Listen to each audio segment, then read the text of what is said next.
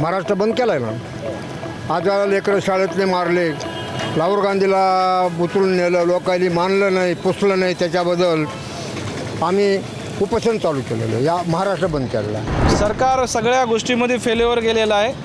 सरकार शेतकऱ्यांच्या विरोधामध्ये, सरकार मुसलमानाच्या विरोधामध्ये, सरकार दलितांच्या विरोधामध्ये, सरकार सगळ्या कामामध्ये फेल्युअर गेलेलं आहे. आता शिक्षण मंत्रीच नाही तर नरेंद्र मोदीचा राजीनामा झाला पाहिजे. जे सरकार विरुद्ध आवाज उठवत आहे त्यांना डायरेक्ट ते पोलीस प्रशासनाकडून दबाव आणून ते घेऊन जात आहेत.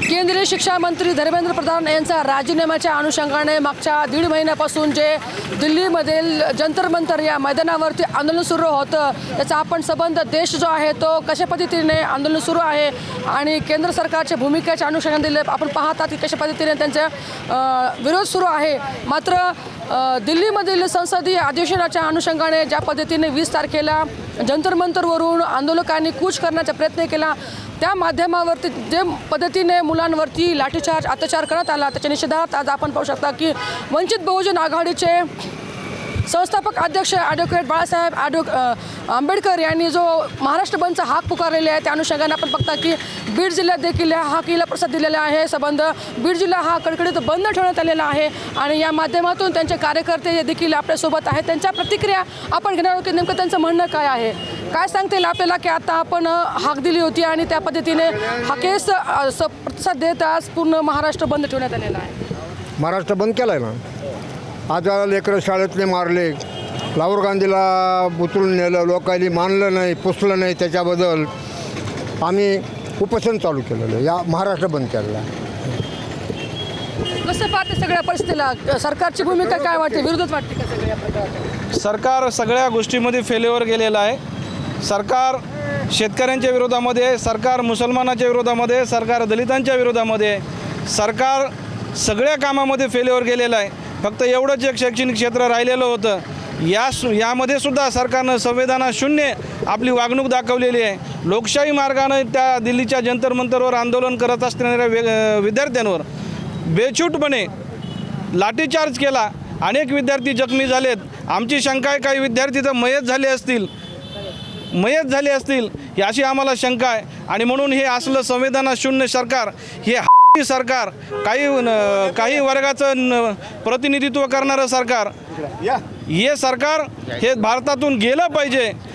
विद्यार्थ्यांनी सुरुवातीला शिक्षण मंत्र्याचाच राजीनामा मागितला होता, परंतु शिक्षण मंत्र्याचा राजीनामा न घेता या सरकारमधले मंत्री चुकीच्या पद्धतीनं स्टेटमेंट करू लागले.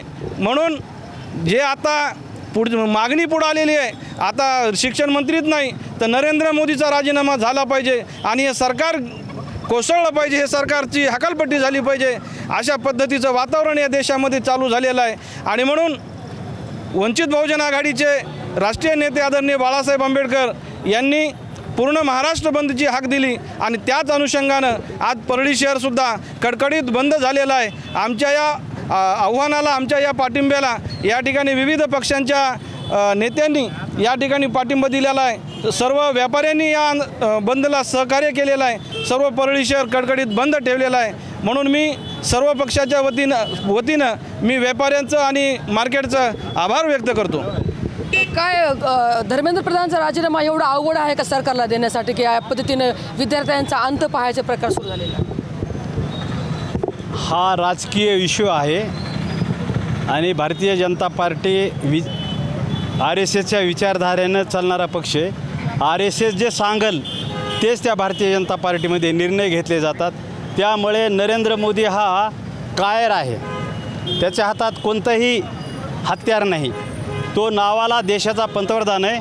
त्याच्याकडं साध्या खातं नाही. प्रत्येक मंत्र्याला स्वतंत्र खाते आहेत आणि तो कधीही ज्यावेळेस पार्लमेंटमध्ये अधिवेशन असेल, संसदेचं अधिवेशन असेल, तो परदेशी दौरे करतो.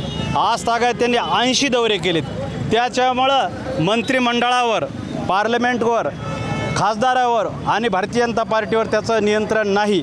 हे सर्व यंत्रणा ही RSS चालवते. त्यामुळे त्याच्या हातात धर्मेंद्र प्रधानचा राजीनामा नाही आणि तो देऊ शकत नाही.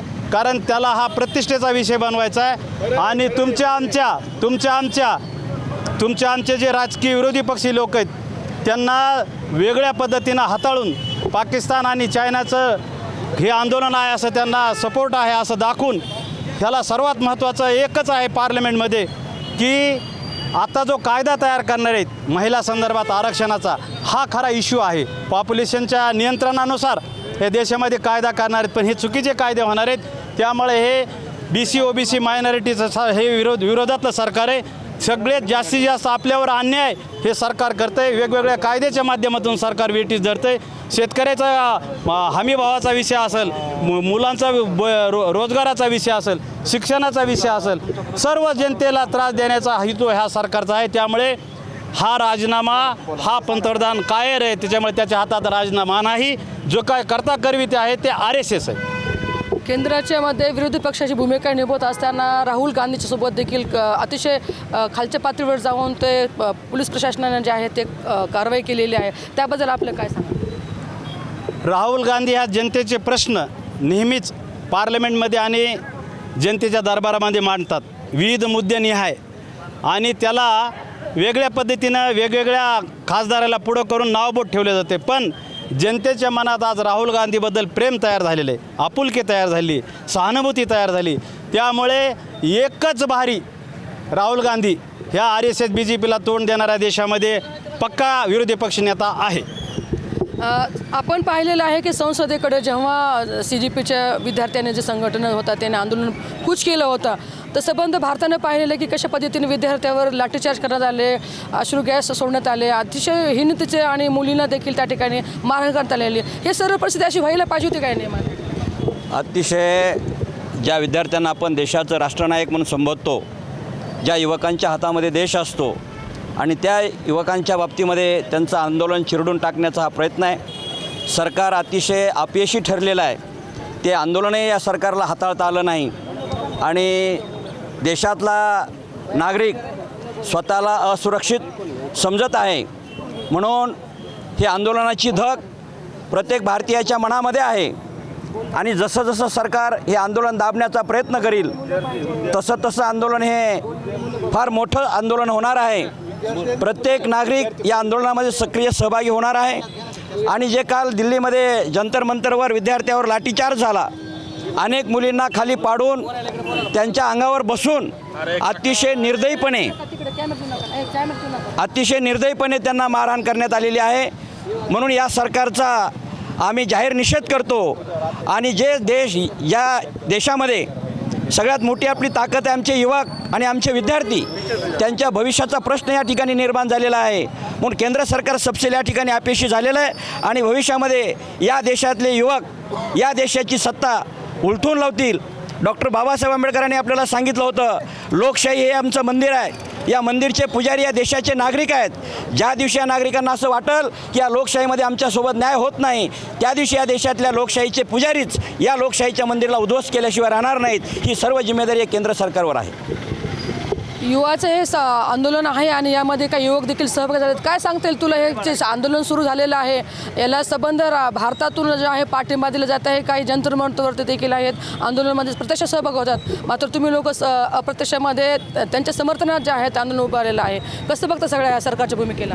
सरकारची भूमिका पहिली म्हणजे त्यांची भूमिका जे युवा आहे सगळ्याला प्रायव्हेटायझेशन करणं सगळ्यात महत्त्वाचा ते आहे. आणि दुसरी गोष्ट, जे सरकारवर विरुद्ध आवाज उठवत आहे त्यांना डायरेक्ट ते पोलीस प्रशासनाकडून दबाव आणून ते घेऊन जात आहेत. म्हणजे आता ते कोकरोच जनता पार्टी आहे जे दिल्लीमध्ये आहे ते व्यवस्थित शांतपणे संसद भवनाकडे जाऊ लागले.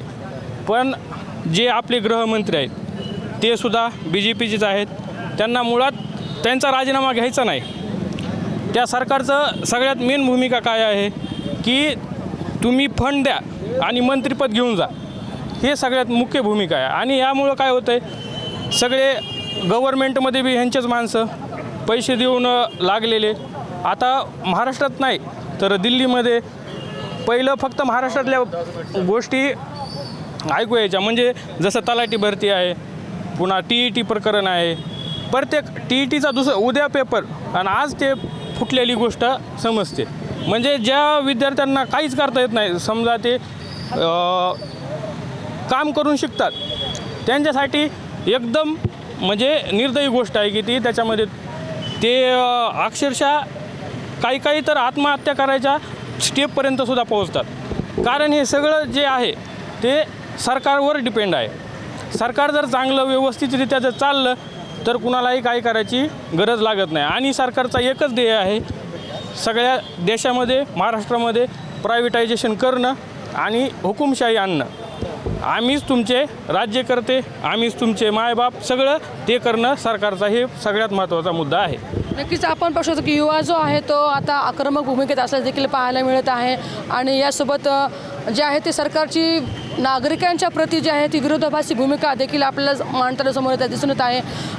सरकारला असं लोकशाही संपुष्ट आणण्याचं असं वाटतं का सरकारची भूमिका? सर्वप्रथम मी या सर्व घटनेचा निषेध करतो. आजच्या ह्या महाराष्ट्र बंदला काँग्रेसतर्फे पाठिंबा देतो. जे आज केंद्र सरकार ज्या पद्धतीने वागतं आहे आणि आजची जे विद्यार्थीची चळवळ जर बघितले, एकोपा जर बघितला, हे सरकार शेवटची घटका मोजत आहे असं दिसतं आहे. ज्या गोष्टीची ही अंमलबजावणी करतात, त्यांच्या पॉलिसीची करतात, त्यामुळं विद्यार्थी देशोधडीला लागत आहे. आणि कुठंतरी हे हुकुमशाही पद्धतीनं सरकार आणि देश त्या पद्धतीनं जात आहे असं दिसतं आहे. नक्कीच आपण पाहू शकतो की कशा पद्धतीने जे आहे ते आता नागरिक रस्त्यावरती उतरताना दिसून येत आहेत. प्रत्यक्ष नाही पण अप्रत्यक्ष जो आहे तो पाठिंबा सरकारच्या विरोधामध्ये, त्यांच्या भूमिकेच्या विरोधामध्ये घेत असल्याचं देखील आपल्याला पाहायला मिळत आहे. प्रचंड युवकामध्ये जे आहे ते नाराजी पसरल्याचे देखील पाहायला मिळत आहे. आणि यामध्ये जे आहे ते आता विरोधाची भूमिका जो कोणी निभवत आहे त्याच्या विरोधामध्ये सरकारची भूमिका होत असल्याचं देखील आपल्याला सध्याला पाहायला मिळत असल्याचं देखील या ठिकाणी नागरिकच्या वतीने बोलत येत आहे. आणि आता नुकतीच सुरुवात झालेली आहे आणि काही काळानंतर जे आहे ते सरकारला याचा खूप मोठा मोबदला जो आहे तो चुकवावा लागणार असल्याचे देखील या ठिकाणी नागरिकांनी जे आहे ते या ठिकाणी आपलं मत मांडलेलं आहे. तुर्तास आज वंचित बहुजन आघाडीच्या वतीने जो आहे तो महाराष्ट्र बंदची हाक दिलेली आहे. आणि या हाकेला संबंध महाराष्ट्रातून जे आहे ते आता प्रतिसाद मिळत असं देखील पाहायला मिळत. आणि आपण पाहतोय की आज बीड जिल्ह्यात देखील याच पद्धतीने जे आहे ते नागरिकांना शांततेच्या माध्यमातून जो आहे तो हाक दिलेले आहे, तो नारेबाजी करत आहेत. मात्र सर्वत्र जो आहे तो आता प्रतिसाद वाढता दिसत आहे. येणाऱ्या काळामध्ये हे जे आंदोलनं आहेत ते कोणत्या भूमिकेकडे जातात आणि यावरती सरकारचा निर्णय काय होणार याकडे देखील सर्वांचं लक्ष असणार आहे. टाइम्स नावसाठी सुकेश नाईकवाडे, बीड.